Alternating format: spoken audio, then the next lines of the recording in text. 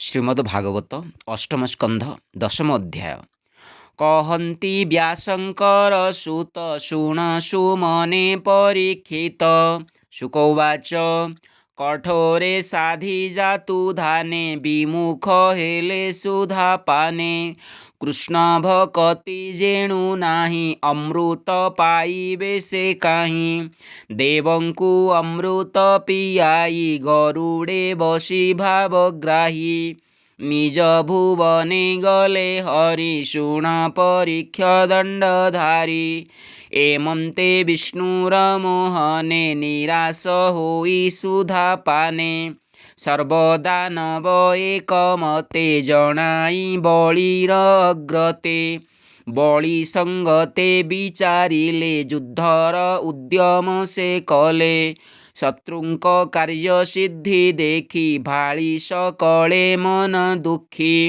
ଦୈତ୍ୟ ଦାନବ ଯୁଥେ ଯୁଥେ ବିଚାର କଲେ ଏକମତେ। ଦେବଙ୍କୁ ବାହୁବଳେ ମାରି ସର୍ବସମ୍ପଦ ଯେବେ ହରି।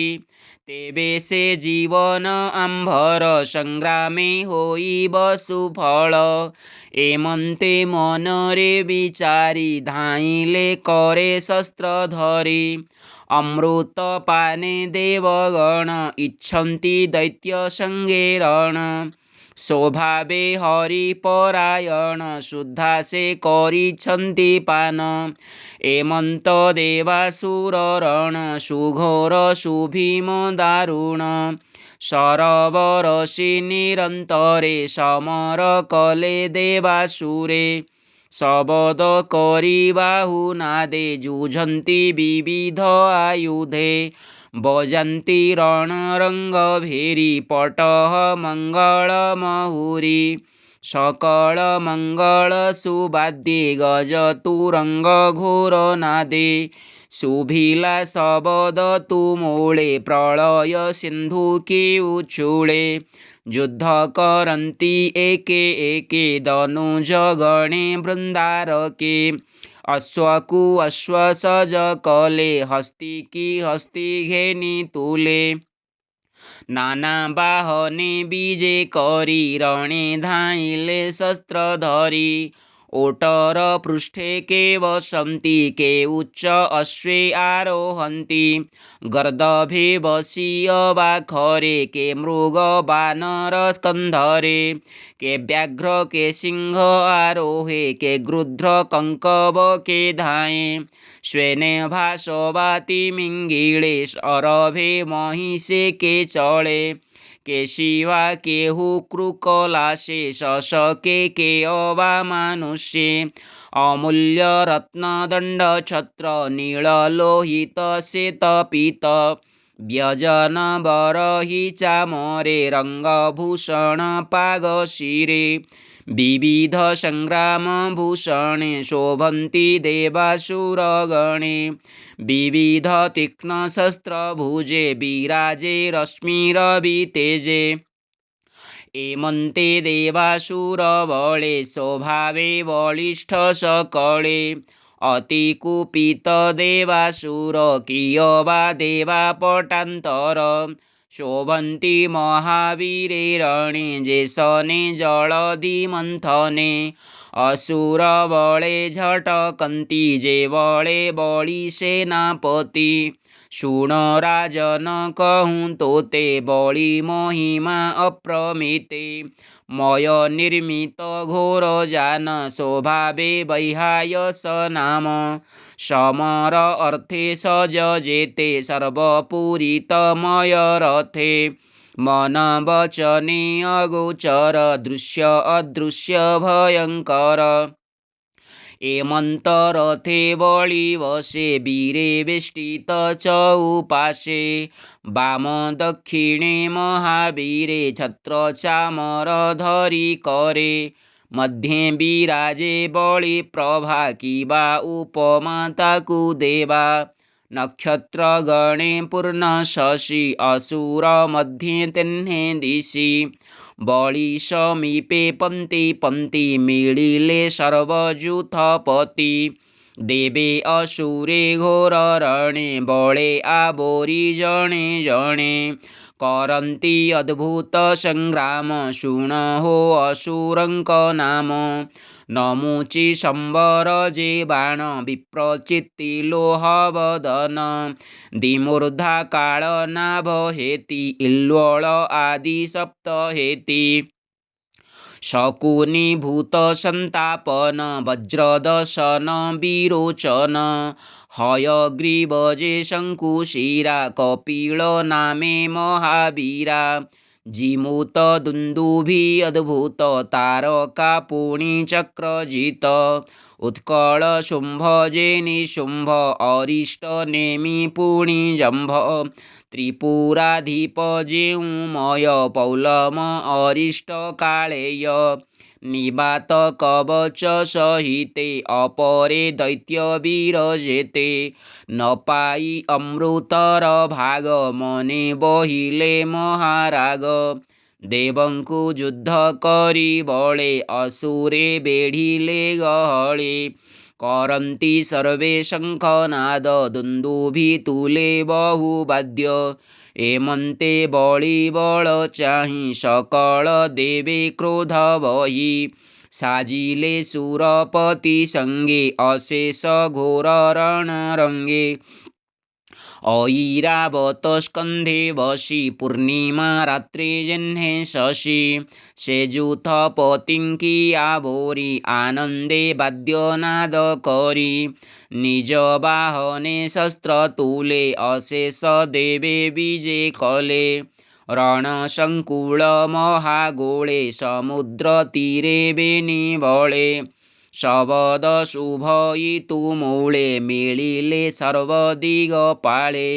ଶସ୍ତ୍ର ଉଞ୍ଚାଇ କୋପ ମନେ ନାମ ଡାକନ୍ତି ଅନ୍ୟେ ଅନ୍ୟେ ନିକଟେ ମିଳି ଘୋର ନାଦେ ଯୁଦ୍ଧ କରନ୍ତି ମାଲବନ୍ଧେ ଇନ୍ଦ୍ରର ତୁଲେ ବଳି ଯୁଝେ ଦାରୁଣ ଦେବାସୁର ମାଝେ ସ୍କନ୍ଧ ତାରକ ଅବହେଳେ ଯୁଦ୍ଧ କରନ୍ତି ବାହୁବଳେ ବରୁଣ ହେତି ବେନି ବୀରେ ପ୍ରହେତି ମିତ୍ରେ ଯୁଦ୍ଧ କରେ ଯମର ତୁଲେ କାଳ ନାଭ ବିଶ୍ୱକର୍ମାମୟ ଦାନବ ସମ୍ବର ତୋଷ୍ଟା ତୁଲେ ରଣ ସବିତା ତୁଲେ ବିରୋଚନ ନମୁଚି ଯେ ଅପରାଜିତେ ଅଶ୍ୱିନୀ ବୃଷପର୍ବା ସାଥେ ସୂର୍ଯ୍ୟର ତୁଲେ ବାଣାସୁର ରାହୁର ତୁଲେ ନିଶାକର ପୁଲୋମା ସଙ୍ଗତେ ସମୀର ଅନଳେ କାଳ କେତୁ ବୀର ଶୁମ୍ଭ ନିଶୁମ୍ଭେ ଭଦ୍ରକାଳୀ ଜମ୍ଭରେ ବୃଷା କପି ମିଳି ମହିଷେ ବିଭାବ ସୁଯୁଝେ ଗହଳେ ଦେବାସୁର ମାଝେ ଇଲ୍ୱଳ ବାତାପି ସହିତେ ରଣେ ପଶିଲେ ବ୍ରହ୍ମାପୁତ୍ରେ ସନକ ତୁଲେ ଅରିନ୍ଦମ ନିର୍ଭୟେ କରନ୍ତି ସଂଗ୍ରାମ ଦୁର୍ମର୍ଷ ତୁଲେ ରତିପତି ଉତ୍କଳେ ମାତୃକା ଯୁଝନ୍ତି ଗୁରୁ ଭାର୍ଗବେ ଯୁଦ୍ଧ ଘୋର ନାରକା ତୁଲେ ଶନେଶ୍ୱର ନିବାତ କବଚ ମରୁତେ କାଳେୟ ବସୁଙ୍କ ସଙ୍ଗତେ ପୌଲୋମା ବିଶ୍ୱଦେବା ସଙ୍ଗେ ଯୁଦ୍ଧ କରନ୍ତି ରଣରଙ୍ଗେ ଦେବେ ଅସୁରଗଣ ସଙ୍ଗେ ନିର୍ଘାତେ ଯୁଦ୍ଧ ରଣରଙ୍ଗେ ରୁଦ୍ରଙ୍କ କ୍ରୋଧବଶ ଗଣ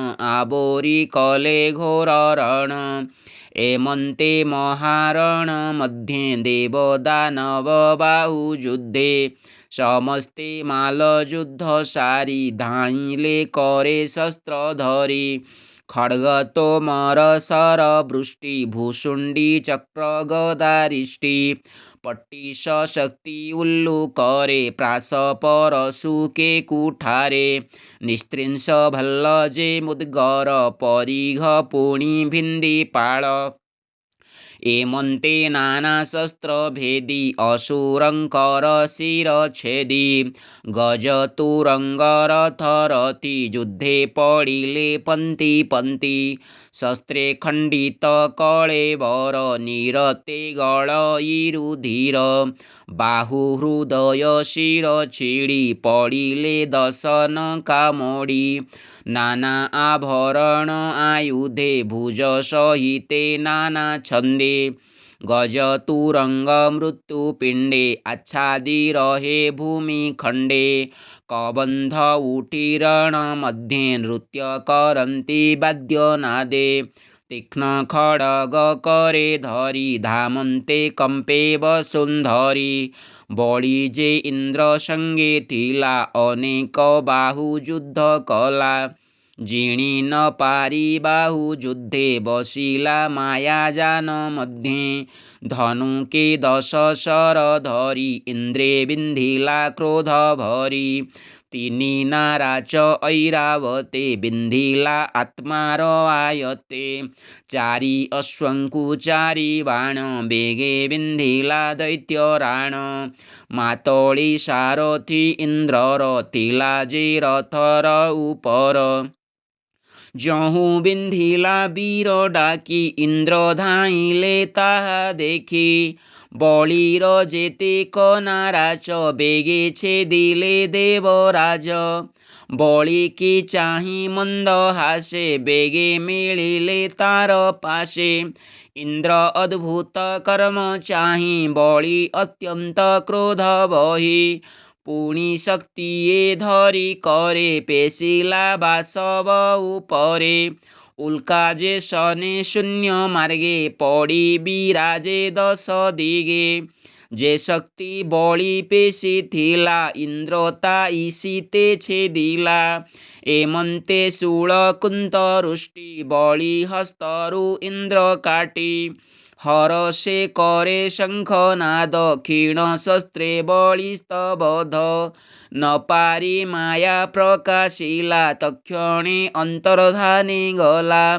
माया रे शिला वृष्टि घने मेघ आच्छादिला गगने देवंक उपरे बरसे बिजुली जह्ने मेघु खसे पुणी क्षणके बहु वृष्टि शुष्क इंधन कोटि कोटि दावाग्नि देवंक उपरे पडन्ति मंडल समीरे शिला बरसे निरंतरे गहळे देवंक उपरे पडन्ति महोर गगन वृश्चिक वृष्टि अनुक्षण वराह सिंह व्याघ्र हस्ति सम्मुखे गर्जन करन्ति शतसहस्र जातुधानि अनेक शाकिनी डाकिनी विवस्त्र होई शूल करे पीटन्ति देवंक उपरे राक्षसे छेद भेद नादे समरे मिलिले आनंदे